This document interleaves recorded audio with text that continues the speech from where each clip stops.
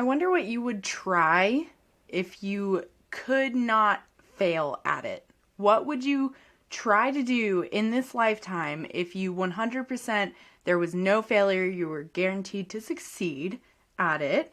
And that's going to be largely what we hope to set intentions around at this new moon. And I'm going to tell you why, and I'm going to tell you some mindset shifts to hopefully make you feel empowered to go for whatever that thing is. And hopefully, as always, the yoga practices and journal prompts offered at the end will help you embody this energy even better, because that's what a Yogi Scope is. So first of all, I'd like to extend you a warm welcome to the Yogi Scopes podcast. I'm your host, Rosemary Holbrook. I'm a Vedic sidereal astrologer and a budding yoga therapist. I don't have my certification yet, but I am actively seeing clients to get my certification. So what that means is, first of all, here on the Yogi Scopes podcast, we pair the Vedic sidereal astrology, I'll say more about that in a second, with yoga practices. That's what a Yogi Scope is, a yoga horoscope. And we always end with yoga practices and journal prompts for whatever astrological weather is going on. So usually an episode will focus on one thing, like this one, the new moon in sidereal Sagittarius. Sometimes, actually most of the time, I cannot talk about just one thing personally. Like, we know nothing is happening in a vacuum, and I tend to try to bring it all in, all the pieces that feel relevant of what is impacting this new moon in Sagittarius and making it different than maybe any other new moon in Sagittarius, because the new moons and full moons will move throughout the signs in largely the same order at the same time of year. Every year, right? And so that's how we can kind of see the seasonal energies playing out astrologically and Ayurvedically. But then we always have a little bit different undercurrent, a little bit different flavor or flair based on all of the other stuff that's happening, like when eclipses are, which changes every year, or mostly every year, things like that, what the other planets are doing and what their role is. And all of that is for the purpose of helping you heal from your past traumas and karmas through emotional awareness, body awareness that we get through these journaling and yoga practices. So that's what we're here to do.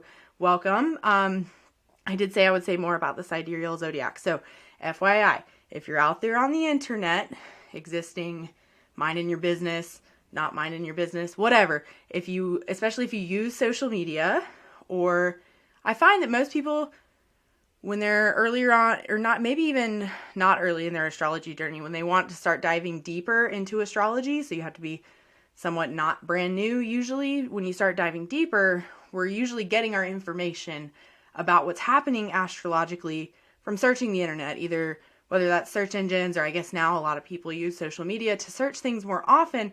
Anyway, wherever you're getting your information, it's likely that you're going to hear that this new moon is in a different sign, and it can be super confusing at first. It's a huge point of confusion for folks. I think most folks, when they come to me, they're like, I don't know, I'm confused, because you're hearing all this stuff on the internet and people are just saying things and they're not explaining it. So that's why I'm always trying to explain it, that Vedic astrology uses the sidereal zodiac, which is different than Western astrology, or if you're out there in search land, whether on search engines or social media, what you're probably going to find is what most people call just astrology, and they don't differentiate. They don't call it Western astrology, but when we're coming from a Vedic astrology lens, that's our differentiating factor, is you're largely in one or two of the camps. You're in Vedic sidereal land or Western tropical land. So they use different zodiacs, which means the signs of where things are happening is going to be a little bit off. And I have some resources about that. They're usually linked in the description under, actually the show notes under the podcast.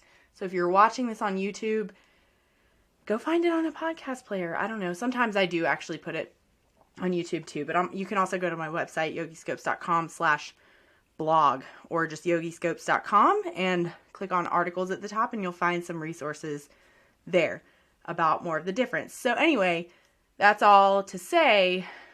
I try not to ramble about it too much, but it turns out I'm encountering more and more people that are super confused. about it. So here we are. This new moon is happening in sidereal Sagittarius. And of course, as always, I'm going to tell you about the vibes of Sagittarius, the archetypes of Sagittarius that are feeding into the energy, and of course, other things that are happening in the night sky to feed into the energy, to how we arrive at this meaning that we make from it. So that's what astrology is. So first of all, the new moon is happening on January 11th, 2024. It's the first new moon of the year at 6:56 a.m. Eastern time. So here's the thing. It's happening around 7 in the morning Eastern time. That's going to change based on your time zone, right? Like it could be, I don't know, if you're on the other side of the world, it could be midnight, overnight of Wednesday into Thursday, January 10th into January 11th. But the important part is it's happening overnight Wednesday into Thursday. I don't think we need to split hairs too much about the absolute peak. The only time it really matters, I think, for the absolute peak is if there's like an eclipse and we're trying to see it, right? Otherwise, it doesn't really matter as long as you're doing some kind of new moon reflection within like 3 days, like a day and a half either side of that peak time, you'll be fine.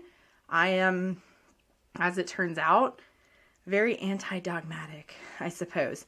So anyway, it's also happening in Purva Ashada Nakshatra, near the final degrees of Sagittarius, and we'll talk, of course, more about what a nakshatra is, what that means, how that adds layers of depth. But I want to first point out a couple other things happening in the night sky around this new moon, and to help paint the full picture, I suppose. So first of all, Mars is also in Sagittarius right now. And Mercury recently, as in like Sunday, the 7th, just a few days ago, just moved back into Sagittarius. So we've had this thing going on where in tropical astrology and Western astrology on the internet, most folks probably, or at least in the realms I find myself in, I live in the West, so everybody just does Western astrology and doesn't differentiate. They're talking about how we're in Capricorn season, but really, we're not. Really, we're nearing the end of Sagittarius season. We will soon be in Capricorn season, but under the sidereal zodiac, the energy around Sagittarius is still really heightened right now, and has been for a while because Mercury retrograded through Sagittarius in late December, moved back into Scorpio for a little bit, and then had to move forward after going direct through that section of Scorpio, and has just moved back to Sagittarius and still has another over a week before Mercury moves on from Sagittarius.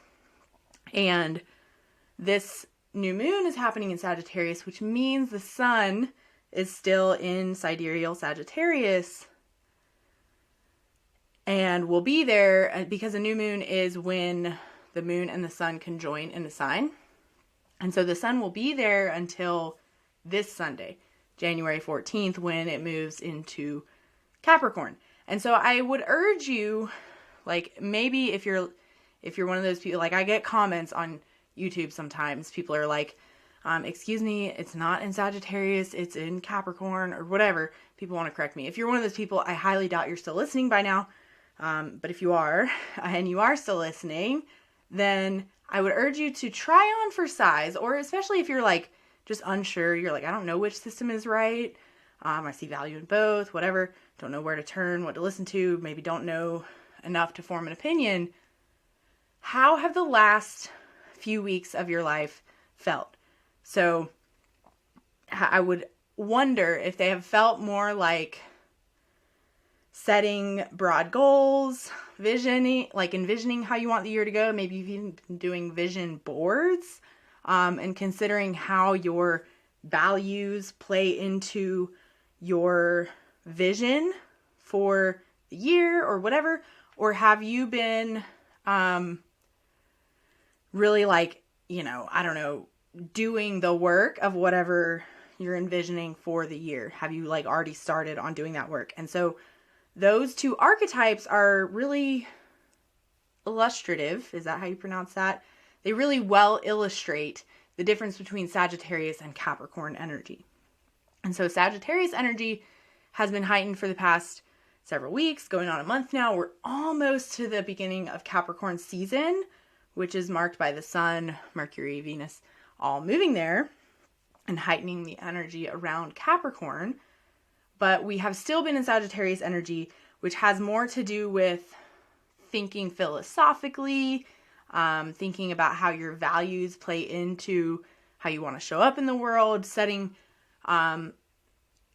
goals maybe about how you're going to broaden your horizons, perhaps also heightened optimism, which is something I think we really see around the new year. Folks are always like, new year, new me. And it's funny because I think people have gotten less so, like the not setting New Year's resolutions and setting a word for the year, an intention for the year has really like gained popularity. Like I've seen people I know who aren't even into yoga or anything start doing that.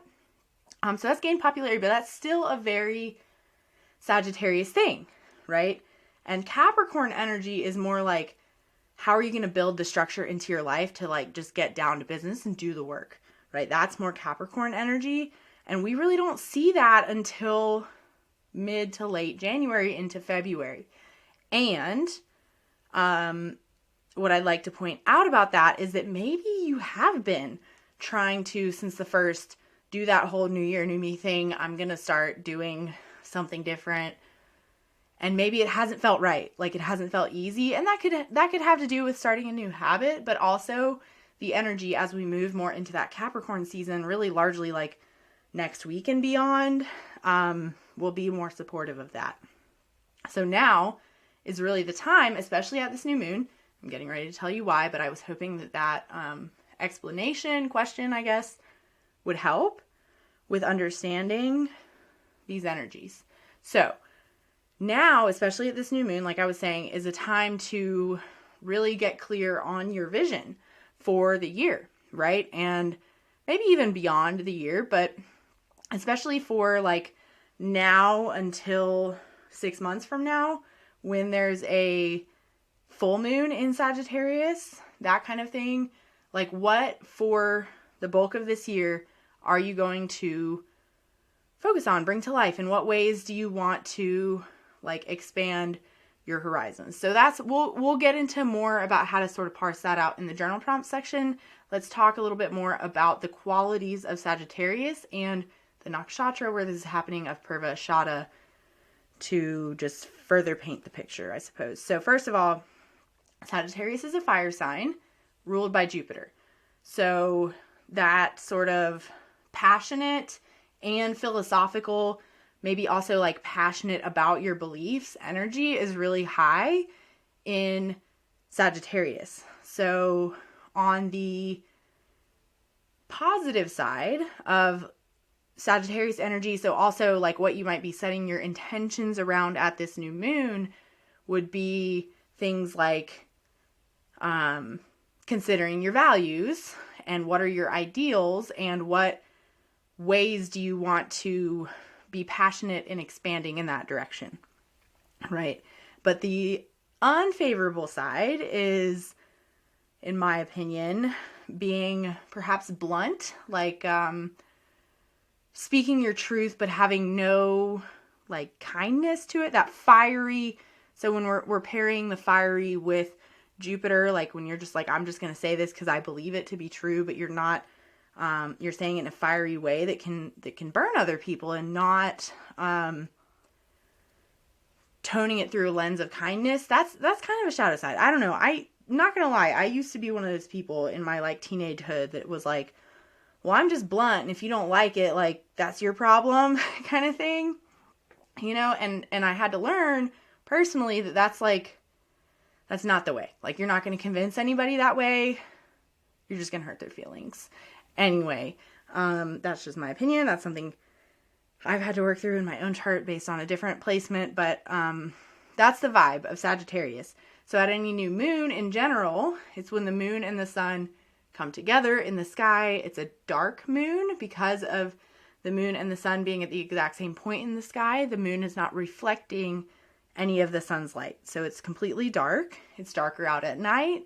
An aside, because I can't not go on tangents, right, is in the cycle of the moon, it would make sense if you felt lower energy and perhaps even wanted to sleep more around the new moon because of that, because it's darker in the night sky. And then at the full moon, it would make sense if you're like waking up in the middle of the night, having a harder time sleeping. I notice this with my kids. My kids, in the 3 days around the full moon, they're like toddlers, and they tend to wake up in the night when we're around the full moon, and they tend to want to go to bed earlier around the new moon. It's just a pattern I've noticed over studying this for their whole lives, really, and before they were born, but I've been studying that specifically their whole lives. But then also, we're in the time of the year, this matters with the whole Sagittarius Capricorn season I've been talking about, is that we're in the time of the year where it's like, in this time between winter solstice and really Makar Sankranti, which is the day that the sun moves into Capricorn, which is this Sunday, it's like the peak dark time of the year.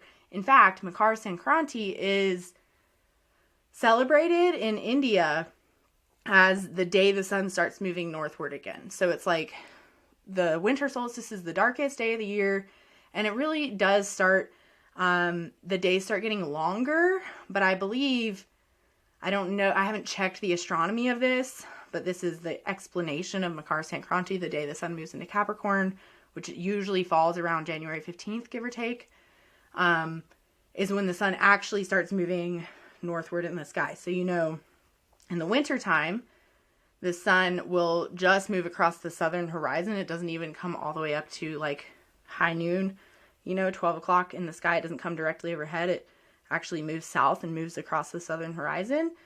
So on Makar Sankranti, the beginning of Capricorn season, actual Capricorn season, is when not only are the days getting longer now, but the sun is getting brighter because it's moving higher up in the sky, if that makes sense. And so with that, we're still in this time because of the new moon, because of the winter, at least in the northern hemisphere. And this is a caveat I always like to give. I apologize if you're in the southern hemisphere, because I know many of you are listening to this podcast. I've lived in the northern hemisphere my entire life, and Vedic astrology was invented in the northern hemisphere. So I have a hard time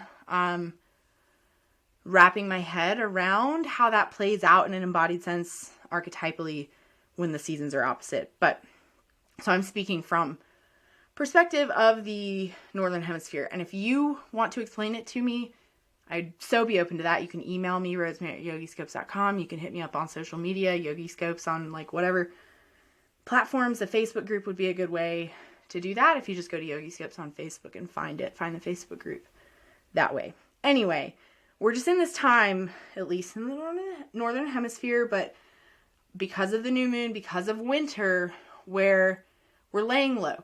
We're setting our vision for the future. And we've been in that vibe for several weeks now. And hopefully you've given yourself permission to just stew on it, think about it a lot. If you're in the 100 Healers Circle, you've had lots of chances via the Mercury Retrograde Meditation Challenge, via the office hours and new moon and full moon work over the past little bit, and the yearly planning party to steep on it. And I really do think you should steep on it. And this new moon is the time that hopefully all that steeping on it has bubbled up into something delicious or whatever. I don't know. Yummy tea, whatever. So let's talk about the nakshatra before I get into the yoga practices and journal prompts for the new moon. Purva Ashada is one of a pair. There's Purva and Uttara Ashada. There's 3 sets of these pairs of nakshatras, and that doesn't necessarily matter. It's just a fun fact. Where Purva, the translation of Purva Ashada is the former invincible one, or the former unconquered, whereas Uttara Ashada, the other one in the pair, is the latter invincible one, the latter unconquered. So that's where the former piece comes from. But the important archetype here is that this nakshatra is one of being invincible, being unconquered or unconquerable. And so the symbol for the nakshatra is a bed, a fan, because actually the symbol being a fan is because the stars that make up this nakshatras are just, they're called lunar mansions, but they're like a few stars out of a constellation, usually 1 to like 4 or 5 stars. This one is 3 stars in the constellation of Sagittarius, and they look like a fan in the night sky. So that's where that's coming from. But also another symbol of this nakshatra is an elephant tusk. And who do we know as the elephant in Hindu mythology, Vedic mythology, but Ganesh. And Ganesh is the remover of obstacles, right? So that's going to come up again in our yoga practices in just a second. The deity of this nakshatra is Apis, which is the cosmic water, like the ruling deity of water. Apis is also the word for the element water in Sanskrit, but Apis as a deity is like cosmic waters deified into a god, right? And so all of that factors into the characteristics of this nakshatra being fluidity and power. So power in my opinion, feminine sense, also because the ruling planet is Venus. If you think about the power of water versus, say, the power of fire, which is interesting because Sagittarius is also a fire sign, but this nakshatra is has a large connection to water. And so like if you think of power in a like warrior like sense where they're just, or fire, really, fire is like destroying everything in its path. It's having power over things that way. Water is more of a power with, you know, it's the feminine. So if you can think of that power over versus power with, maybe I'll say more about that in a second. But if you want more resources on that, it's something that Brene Brown talks about a lot. This whole paradigm of where power shared is not power lost, right? And that's really like kind of the idea of the power of water. And so I'm going to read to you a Margaret Atwood quote that is one of my favorite quotes ever that really explains this archetype that we're talking about. So here's the quote from Margaret Atwood. Water does not resist. Water flows. When you plunge your hand into it, all you can feel is a caress. Water is not a solid wall. It will not stop you, but water always goes where it wants to go, and nothing in the end can stand against it. Water is patient. Dripping water wears away stone. Remember, my child, remember you are half water. If you can't go through an obstacle, go around it. Water does. So that's the quote. I love that. That whole imagery of like, you know, dripping water. If it just drips forever, it will like put a hole in rock, you know, over time. It's like it won't happen immediately. It will also, like, if you see the stones in a river or creek, they get very smooth because the water just gently shapes them, right? And so that's the kind of idea also with Ganesh, like the remover of obstacles, with the elephant tusk symbolism of this nakshatra is that, like, can you think of it as like, you don't have to trample every obstacle. You can just sidestep it a little bit, go around it, right? You can go over it. You can think of a much more patient and in flow approach to getting where you're trying to go, which comes back to that invincibleness, that unconqueredness, that what would you try if you couldn't fail?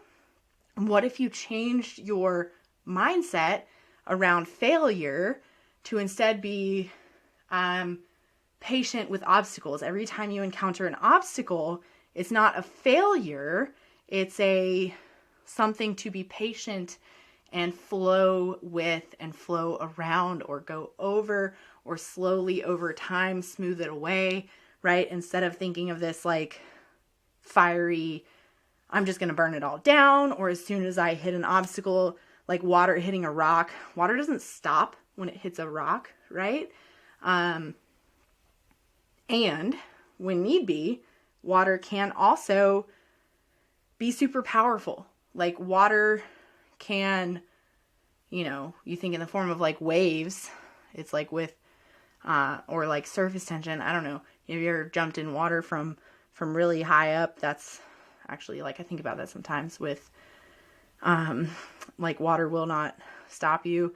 It can pack a punch, but still if you're gentle with it, it's gentle back, if that makes sense. So hopefully you can think of that vibe with this nakshatra and think of taking that approach to whatever goals you're setting, for the year, for the next 6 months, for the lunar cycle, for the overall scheme of your life, whatever.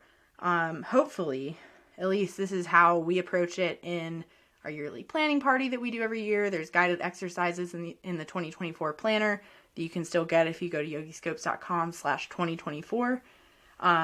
There's guided exercises to hopefully you're kind of taking that vision for your life and breaking it down into intentions for the year, intentions for the quarter, intentions for the month or lunar cycle, and then intentions for the day. And it's all tied into that sort of overall intention. And at this time of year, especially in Sagittarius season, we're revisiting that, if that makes sense. So that's the idea. And hopefully these yoga practices and journal prompts will help. So the yoga practices, first, can you think of flowing movements? So can you maybe, a good example, like in Warrior 2. Warrior 2 is a perfect example of Sagittarius energy. So some flowing movements you could incorporate into Warrior 2 would be, maybe you can take your back arm to palm with your front arm and slide that hand all the way down the arm across the chest until it comes back to that place. So it will be exhale to close off. Inhale like you're pulling back a bow to open back into regular Warrior 2 arms. And you can flow with that, feeling the flowing of your chest, feeling the exhale to close off, inhaling to expand, and also that pulling back an arrow, like what are your goals, your vision, where are you going to shoot that arrow to, right? That's one flowing movement. Another one is the classic inhale to reverse your warrior, exhale to extended side angle, that kind of stuff. Just play with it, right? And also bridge flow would be a good one.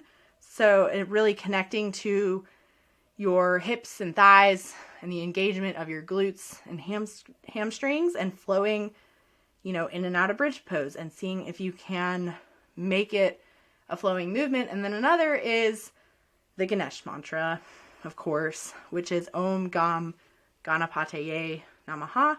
So you could either chant that with malas, with mala beads, chanted 108 times. You could listen to a Ganesh mantra kirtan, song. You can find them, YouTube, Spotify, whatever. Listen along, sing along, chant with your own malas if you like, or even chant it in your practice. And so quickly, before we get into the journal prompts, I would love to invite you to the Creative Sequencing Based on Astrology Masterclass. So I've offered this before.